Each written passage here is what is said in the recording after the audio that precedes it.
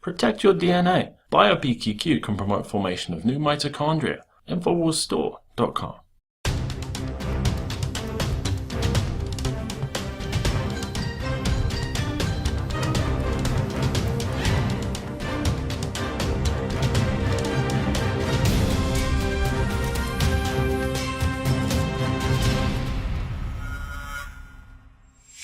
Welcome to the Infowars Nightly News. It is Friday, November 28, 2014. Now you are watching a pre-recorded edition of the Infowars Nightly News. We're all enjoying our families, as we hope you are as well. Now tonight we're going to be bringing you some in-depth coverage talking about the pipeline to prison. Obviously they do this via the war on drugs, as well they've got the mandatory minimums, but if you want to know about the prison industrial complex, it's a booming business. And how do they keep these private prisons profitable? Well, they have to have a steady flow of new inmates. And if you want to talk about how minorities are disproportionately imprisoned, well, how does that happen? Well, tonight we'll also show you how minorities are directly targeted via hip-hop and its prison-for-profit image that they promote, this gangster lifestyle. There's a reason for that. There's a reason why they are promoting this, priming the youth for a lifetime in prison. Now, first up, we're going to air a special report from the real Rick Ross. He was here in studio while he was promoting his new book. He's on a tour of self-redemption, and he has a very powerful message.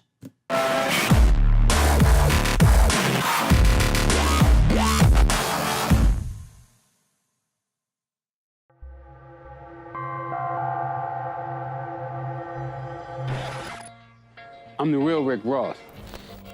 Today, there's a new epidemic, smokable cocaine, otherwise known as crack. I will tell you, Director Deutsch, as a former Los Angeles police narcotics detective, that the agency has dealt drugs throughout this country for a long time. The CIA used him as a pawn to sell drugs to help fund the secret war in Nicaragua. Illegal cocaine is coming into our country at alarming levels. He was a 1980s drug lord who became a multi-millionaire urban legend in Los Angeles. A rap star even stole his name and parlayed it into a music career. I'm your neighborhood drug dealer. It's your neighborhood drug dealer.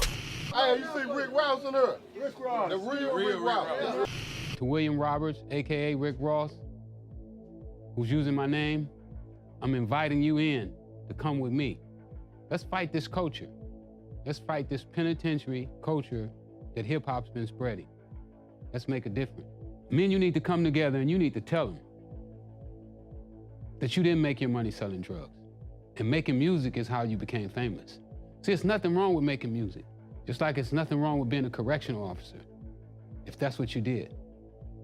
But so many of our friends who look up to you and look up to me are out on the streets thinking that they can go out and sell drugs and parlay that into a record career. I don't know if you know that they're not gonna make it, but I know that they're gonna wind up in prison with prison sentences 3 and 4 times what they should be, because this war on drugs is no joke.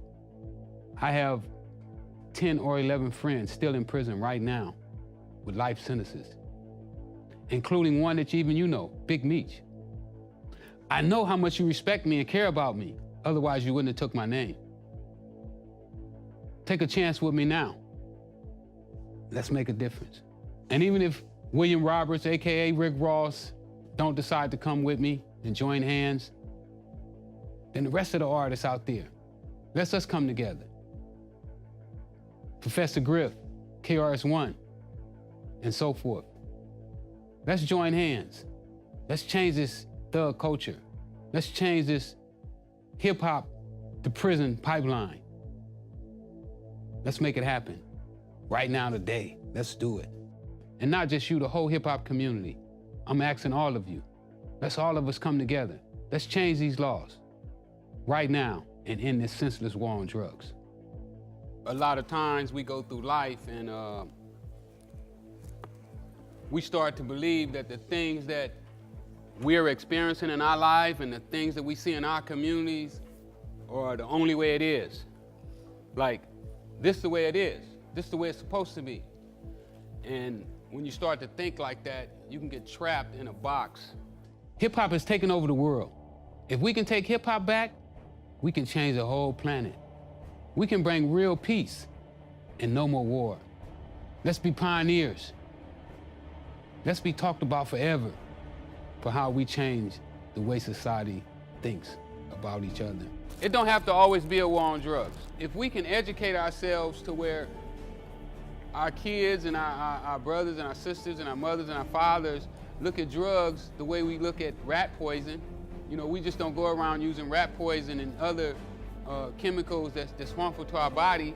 If we teach our people how to not use drugs the same way, then eventually we don't have to worry about them using drugs.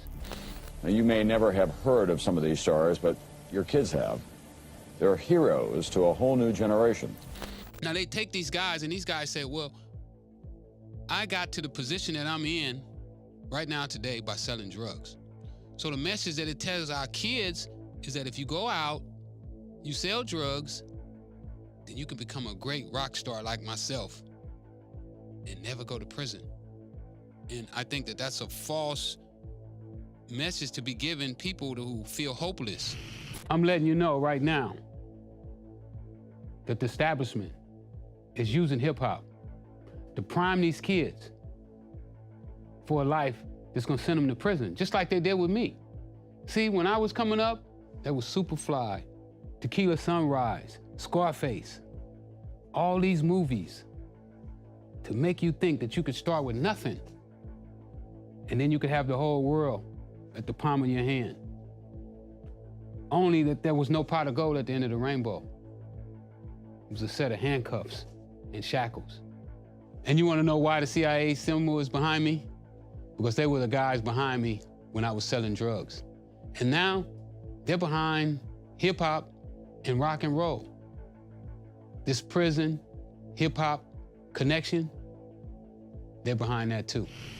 If it was good for them to sell drugs, then it should have been good for me to sell drugs. The money from the drugs went to buy guns for the Contras.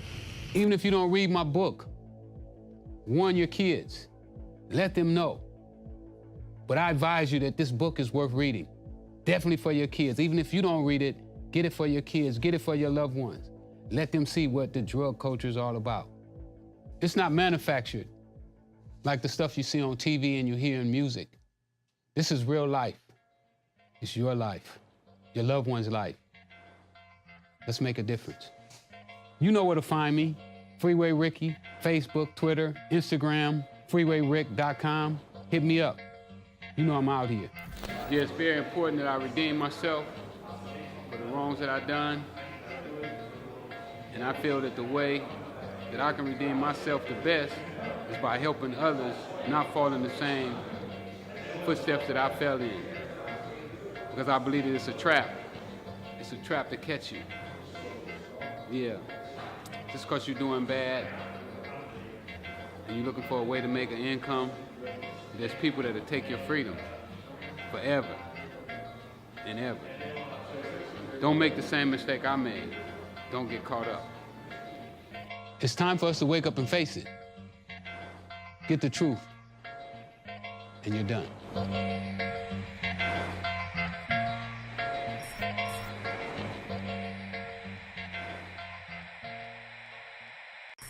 The globalists have controlled the mainstream media for a long time, but now they're expanding and making the weaponization even more vicious and deceptive. All the major networks are state-run. We are partnering this year with the NFL. The NFL has become a political weapon against the Second Amendment and pushes Obamacare. MSNBC tells us that our children belong to the state. We have to break through our kind of private idea that kids belong to their parents or kids belong to their families and recognize that kids belong to whole communities. It is more important than ever to realize that we are not the alternative media. We are the true media. The establishment dinosaur press is dying. We are in an information war, and we are losing that war. Join us at InfoWarsNews.com and PrisonPlanet.tv. Members can share their memberships with up to 11 people. By subscribing, you will literally be buying war bonds in the info war to expand our operation in the face of the tyrants. Join us at PrisonPlanet.tv.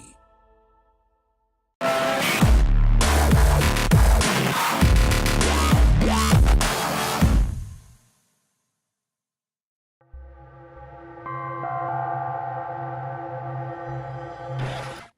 self-proclaimed hood billionaire Rick Ross dropped his 7th studio album today. I'm your neighborhood drug dealer. It's your neighborhood drug dealer. Now, the Rick Ross of 2014 is a little bit more known for his recent weight loss and fondness for pears, yet he still feels that he's got to keep up this image of being the friendly neighborhood drug dealer. Now, why is this? Does he really think that his fans won't appreciate an album about the miracles of a good juice cleanse? I eat pears now and shit like that. Shout out to all the pear. Of course not. And that is the hip-hop psyop. How else will the establishment prime the youth for a life that leads to prison without selling them on the gangster lifestyle? The rapper Rick Ross is nothing but a soldier for the New World Order. He is priming the youth for a life in prison, and he's laughing all the way to the bank. Here is what the real Rick Ross has to say to this name-jacking rapper. To William Roberts, AKA Rick Ross, who's using my name, I'm inviting you in to come with me. Let's fight this culture. Let's fight this penitentiary culture that hip-hop's been spreading. Let's make a difference. But so many of our friends who look up to you and look up to me are out on the streets thinking that they can go out and sell drugs and parlay that into a record career. I don't know if you know that they're not gonna make it, but I know that they're gonna wind up in prison with prison sentences 3 and 4 times what they should be, because this war on drugs is no joke. And I think that that's a false message to be given people who feel hopeless. And notice they don't indict the people that are fake and claim all that. No, they want them out there like a lanternfish has that light to get the little fish to swim over so they can eat them. Have you ever thought to yourself, why is this person so popular? Their music sucks. Well, we all know that the music industry is a machine, a giant machine. 90% of what Americans read, watch, and listen to is controlled by just 6 media corporations. Those media companies own and control all of the channels through which an artist becomes popular. They own the networks, the radio stations, the award shows, the movie studios, the magazines, the cable channels. Without any regard to their actual talent, a person can be launched into superstardom overnight. And here's another shocking truth. The people who own all of the media are the same people who own all of the private prisons. The prison industrial complex is a booming industry, and just like any industry that needs a constant supply of raw materials to keep up with demand, prisons need prisoners. RapRehab.com has done some really great legwork exposing the facts about hip-hop and prison for profit. According to public analysis from Bloomberg, the largest holder in Corrections Corporation of America is Vanguard Group, Inc. Vanguard is the 3rd largest holder in both Viacom and Time Warner.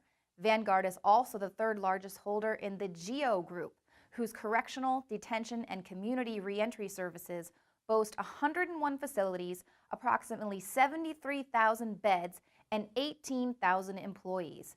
Now, the #1 holder of both Viacom and Time Warner is a company called BlackRock. BlackRock is the 2nd largest holder in Corrections Corporations of America, second only to Vanguard, and the 6th largest holder in the GEO Group. Not so fast, Leanne. A reduction in crime would harm the bottom line. The prison industrial complex, of which I am a proud investor, depends on incarceration to make profits.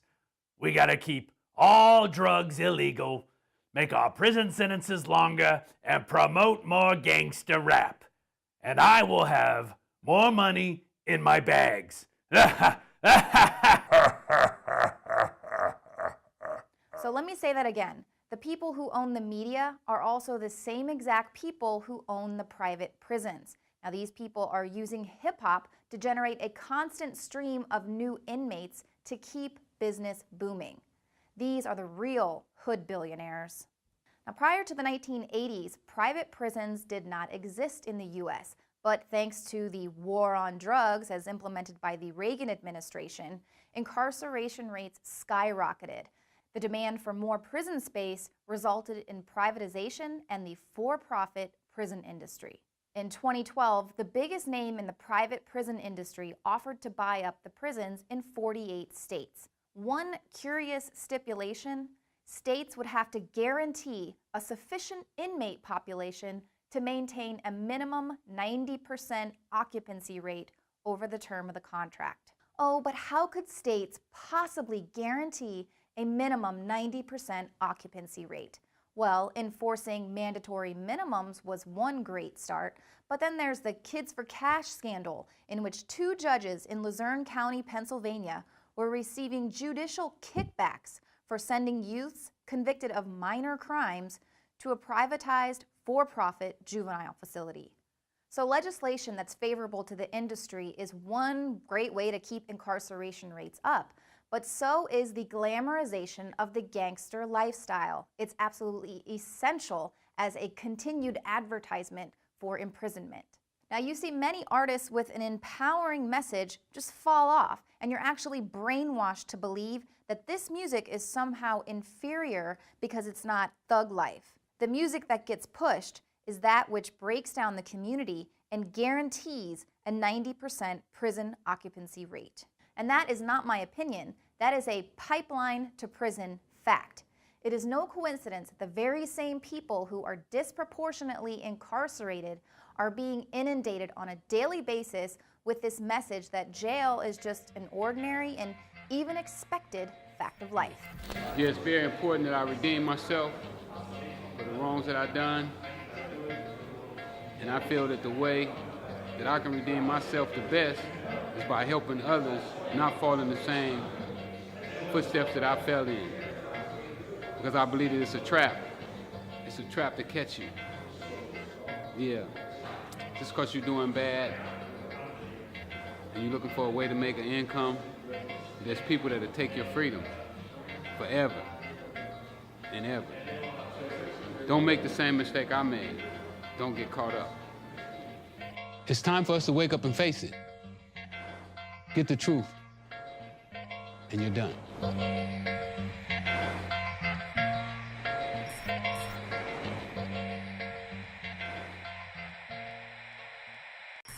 The globalists have controlled the mainstream media for a long time, but now they're expanding and making the weaponization even more vicious and deceptive. All the major networks are state-run. We are partnering this year with the NFL. The NFL has become a political weapon against the Second Amendment and pushes Obamacare. MSNBC tells us that our children belong to the state. We have to break through our kind of private idea that kids belong to their parents or kids belong to their families and recognize that kids belong to whole communities. It is more important than ever to realize that we are not the alternative media. We are the true media. The establishment dinosaur press is dying. We are in an information war, and we are losing that war. Join us at InfoWarsNews.com and PrisonPlanet.tv. Members can share their memberships with up to 11 people. By subscribing, you will literally be buying war bonds in the info war to expand our operation in the face of the tyrants. Join us at PrisonPlanet.tv.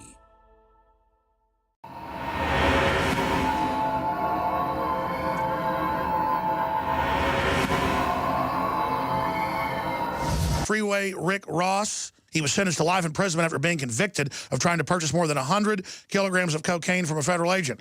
Ross became the subject of a controversy later that year when a series of articles by journalist Gary Webb in the San Jose Mercury brought to light the connection between one of Ross's cocaine sources and the CIA as part of the Iran-Contra scandal. His sentencing was later reduced to less than 20 years and released in September 2009. He's finally off the probation, the harassment, all of it. Back when this all first came out, people didn't believe the CIA was bringing drugs in. I didn't believe it. It wasn't until the CIA themselves told me that they were involved. I was born here in Texas, Tyler.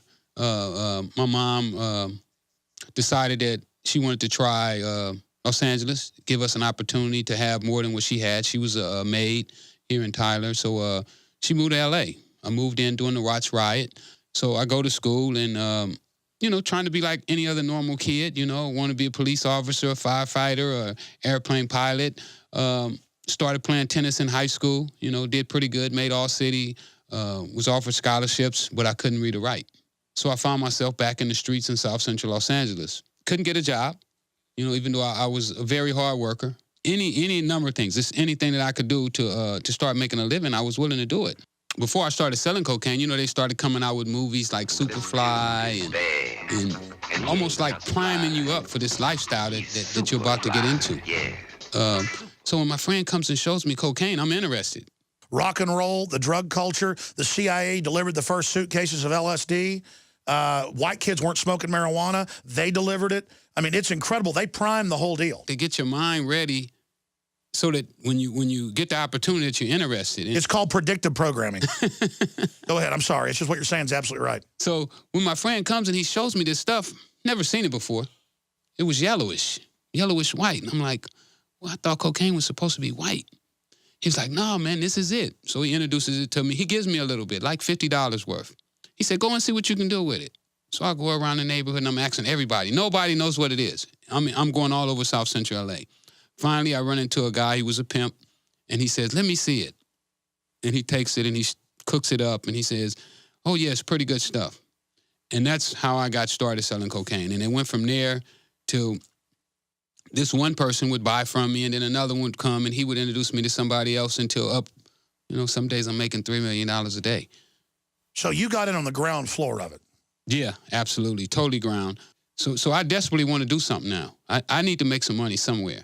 So when this opportunity came, you know, I thought that it was a blessing from God. You know, I started off just helping Mike, who was my friend. You know, I'd make the money for him, give him all the money, and pretty soon I know the business. In my community, nobody knew what cocaine was. Yeah, it was a rich white guy drug. When I started selling cocaine, that's how I felt about cocaine, that it was another one of those things that they said, no, this is for white people and you guys can't have it. So I felt like I was bringing cocaine to my community to give us something. But the CIA said, oh, you blacks want it? We're going to make something special for you. Here's how you make crack. Yeah, absolutely. Tell the story. Did you ever use? Why were you so successful? I did start using for a short time. You know, I got up to a point to where I probably had about $8,000 or $9,000. I thought I was rich. So, you know, when you're rich, you start experimenting, you know, with the drugs. And I looked up, all my money was gone. So I immediately quit using. You know, I went back and regrouped. You know, I learned that from tennis. When you're doing something wrong, you go back and you figure out what you're doing wrong. So I figured out that I couldn't use anymore. So I stopped using, and I went on to get rich. I started seeing the effects that cocaine was having inside of my community. And it wasn't the effects that I initially thought that it was going to have. You know, I started seeing people pushing baskets. I started seeing women walking the streets and women doing anything to get high. And I started to rethink my position. I threw my hands up. I said, you know what? I'm through with the cocaine business. I got enough money. I got more money now than I ever thought that I would have in my life. I got businesses. So I walked away. Government came back and indicted me for the things that I'd already done. Went to prison. Did 5 years in prison. Immediately after I got out, they had Danilo Blandon started to call me. And his goal was to get me back inside of drugs, but I didn't want to go back. I was trying to go straight. He hounded me for like 6 months to introduce him to one of my friends. Once I made the introduction, my friend handed him a bag of money. The cops swooped in, arrested all of us, and they got me for brokering the deal, for making the introduction, saying that I knew that they were going to be doing a drug deal, and for that reason that I aided and abetted the crime. Doing that crime, they gave me a life sentence. While I was sitting in jail doing this life sentence, fighting my case, I was approached by a reporter, Gary Webb. Well, Gary came down and he saw me. He started talking about that I was in something bigger than, you know, what I thought I was. But, you know, also, too, Alex, that there were some cops on my case. They called themselves the Freeway Task Force. And those cops were robbing and stealing and, you know, they let the dog bite me while I was handcuffed. They got indicted as well. They was taking the drugs from one person, planting them on another person and selling them to this person and just a criminal enterprise.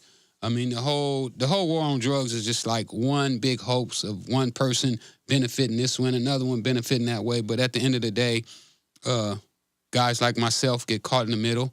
I believe that we're the ones who's paying the biggest price. Not necessarily myself, because I knew I was selling drugs, and I knew that I shouldn't have been selling drugs after a period of time. Once everything came out and I interviewed with the CIA, you know, the CIA came down to my jail cell. Webb talked about how you got threatened out in the hall, threatened to kill him and stuff. They didn't just threaten to kill his kids. I mean, the feds themselves that were there, not just the CIA, they were basically all in on it. It's the DA, I mean, they sandbagged us during trial. The court has a thing where they call a pre-trial hearing. where the informant is supposed to come to like a little room. I couldn't be there, but my lawyer was supposed to be there, and Gary was supposed to be there. Well, anyway, Blandon comes to this hearing, and when they get in the room and my lawyer wants to ask him some questions, and the guy said, everything that I got to say, I'm going to say during trial. So we don't know what this guy is going to say. All the information that Gary has, we don't have this information, and Gary's not giving it to us. He didn't give us this information at first because Gary knew I had the relationship with LA Times. So I felt that Gary was worried about me leaking his information to Jesse Katz at LA Times because, you know, me and Jesse Katz still had a relationship where we talk once in a while. So Gary didn't give it to us. And he gets up from the trial table and he goes and he talks to Blandon and then he goes back and he asks Gary, because Gary's feeding him like little bits and pieces. And that was smart. That way the LA Times, now admitted run by the CIA, the editor's CIA, trying to cover all this up. You didn't know that. He could only ask it while it was happening live, so he would get the intel, and they couldn't spin it. You know, they tried to say that I told Gary how to put it together. You know they said that, right? Yes. That oh, Rick Ross dreamed this all up and put this together and fed it to Gary and got Gary to buy into it. But I didn't know none of this. They gave me more credit than I deserved. It baffles me that people don't know this. I'm like, the CIA admitted it. They got a report. You can go to their website, and the report is on their website, and people don't know it. We in court, and Gary's asking my lawyer this, and then the judge recognized what's going on, and she was like, well, why you keep talking to this reporter? Why are you running back and forth to him in the courtroom? I want you to stand here and do this. We're not on a fishing expedition because, you know, Gary was asking about certain names, Enrique Bermudez, and then Blandon talks about, well, my boss goes on a fishing trip with George Bush, and when they come back, they say the ends justify the means. I'm still learning what's going on. So then eventually we finish trial. They give me the life sentence, and couple months later, Gary's story come out. Gary sends me a copy. I get a copy the day before it comes out. I call Gary on the phone, and then we start to talk, and he starts to tell me, you know, about the CIA being involved, about the Contras. Because, you know, I really didn't know what the Contras was. Definitely did not know that they were backed by the CIA and Ronald Reagan and George Bush. Had no clue that they was backed by that. It's come out Ronald Reagan, not defending him. He didn't know. It was George Herbert Walker Bush running all that as well, keeping it from him. So if the president didn't know, Rick, you can't blame you for not knowing. When it comes out, Gary runs it down to me. He starts to tell me, and I'm like, oh, this guy, Gary, he's out there. A couple of days later, the OIG is at my cell. The CIA is at my cell. Congresswoman Maxine Waters is there. You had a chance once it came out that it had been going on to throw Gary Webb under the bus. You wouldn't do it. Oh no! I respect what Gary does, what he did, and even. Well, you're right. He's still alive. I mean, he's living on through his through his story. Absolutely. You know, hey, it's his spirit that people have to respect. I mean, this guy stood up for justice. Yeah, he told me he was going to keep going. That he was going to get to the bottom of it, and that he wasn't going to stop until he was done with it. And of course, he was never discredited. That's why they had to kill him, because they tried to kill him in the media. And then that didn't work, so they just killed him. Well, you know, the internet saved the story. Once it hit that internet, you know, it just started going from person to person to person to person. I will tell you, Director Deutsch, as a former Los Angeles police narcotics detective, that the agency has dealt drugs throughout this country for a long time. Government involvement sterilizing people would come out. It has. Government involvement shipping drugs in would come out. It has. It came out in the 60s.